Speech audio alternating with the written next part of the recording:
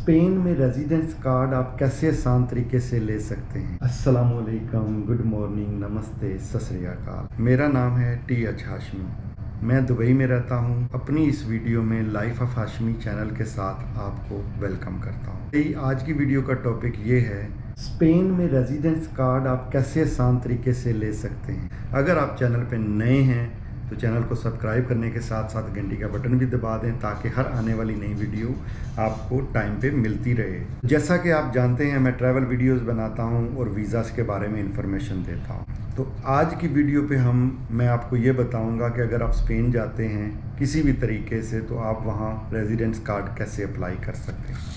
Easy way to get TRC card in Spain, या कौन सा आसान तरीका है जो हम स्पेन में TRC कार्ड यानी ग्रीन कार्ड कह लें या पेपर कह लें या डॉक्यूमेंट्स कह लें या जैसे कैसे भी आप अपनी ज़ुबान में कहते हैं, मैं आपको आज उसकी पूरी डिटेल बताऊंगा।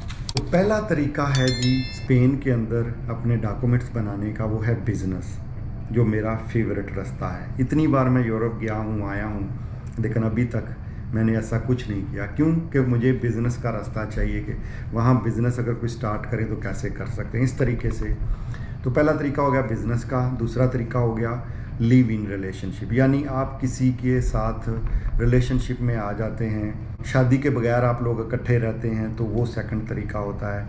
और थर्ड तरीका होता है कि अगर आप बिज़नेस करते हैं तो आपको अच्छी खासी रकम चाहिए होती है और उसके अंदर TRC के भी मसाइल आते हैं, तो वो उसकी अलग से मैं उसकी वीडियो अलग से बनाऊंगा। चलें आज की फ़िलहाल इस वीडियो पे डिस्कस करते हैं। दूसरा तरीका ये होता है कि आप कोई लड़की ढूंढते हैं और उसके साथ आप रहना शुरू कर देते हैं, यानी लिव इन रिलेशनशिप।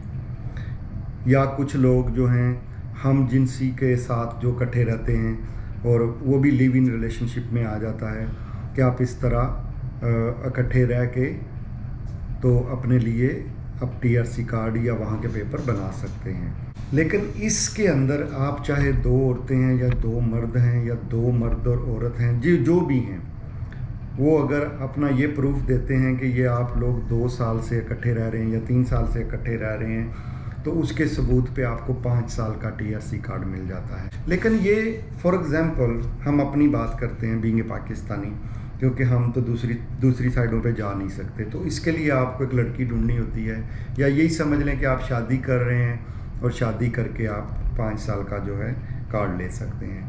तो ये इसका तरीका है। तो इसमें तीसरा तरीका ये आता है, स्पेन के अंदर 3 साल का प्रूफ देना होता है कि आप 3 साल से स्पेन के अंदर रह रहे हैं, और आपको उसके बाद अपना वर्क परमिट लेना होता है और जाके TRC कार्ड अप्लाई कर देना होता है। TRC कार्ड अप्लाई करने के बाद आपको 1 साल के टैक्स पे करने होते हैं और दोबारा वो रिन्यू हो जाता है। वो शायद आपको 2 साल का, 3 साल का या 5 साल का भी मिल सकता है। ये हैं 3 जो आप जिस तरह इन 3 तरीकों के साथ आप स्पेन के अंदर रह के अपने डॉक्यूमेंट्स बना सकते हैं। इस पे भी अलग से मैंने वीडियो बनाई हुई है, आप जाके देख सकते हैं कि आप वहाँ पे ये जो 3 साल वाला सबसे इजी जो रास्ता है, ये आप कैसे जाके कार्ड ले सकते हैं और इसका तरीकाकार क्या है, उस पर मैंने मुकम्मल से अलग से वीडियो बनाई हुई है, वो जाके आप देख सकते हैं। अगर सिंपली आप मेरे चैनल पे क्लिक करते हैं, लाइफ ऑफ हाशमी पे क्लिक करेंगे तो मेरा पेज खुल जाता है, पूरा मेन होम पेज पे जाते हैं तो आगे एक ऑप्शन आता है प्लेलिस्ट, यानी पहला ऑप्शन वीडियो का आता है, फिर इस तरह करके तीसरा चौथा ऑप्शन होता है प्लेलिस्ट का।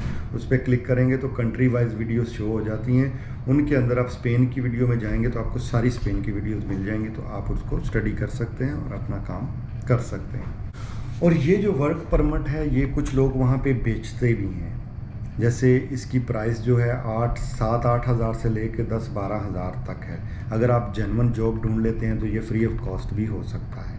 इस चीज़ की डिटेल में मैं नहीं जाता, इस बहस में नहीं पड़ता। अगर आप किसी कंसल्टेंट की इसमें हेल्प लेते हैं तो वो भी आपसे फ़ीस चार्ज करता है 800, 900, 2000, 2500, ये हर एक पे डिपेंड करता है। जो कंसल्टेंट है वो चार्ज करता है, लेकिन इसमें कंसल्टेंट की ज़रूरत नहीं रहती, आप खुद से भी ये काम कर सकते हो। लेकिन मैं आपको एडवाइस करूँगा किसी कंसल्टेंट के पास जाने के बजाय किसी लोकल लॉयर की अगर आप हेल्प ले लेते हैं तो वो कुछ ज़्यादा बेहतर है मेरे ख्याल में। जो मुझे सबसे आसान तरीका लगा है यूरोप के अंदर यानी स्पेन के अंदर टीआरसी लेने का, वो ये है कि आप वहाँ पे किसी किस्म का कोई कोर्स कर लेते हैं। कोर्स होते हैं 3 महीने के, 6 महीने के, साल के, 2 साल के, 3 साल के। यानी कोर्स क्या हैं?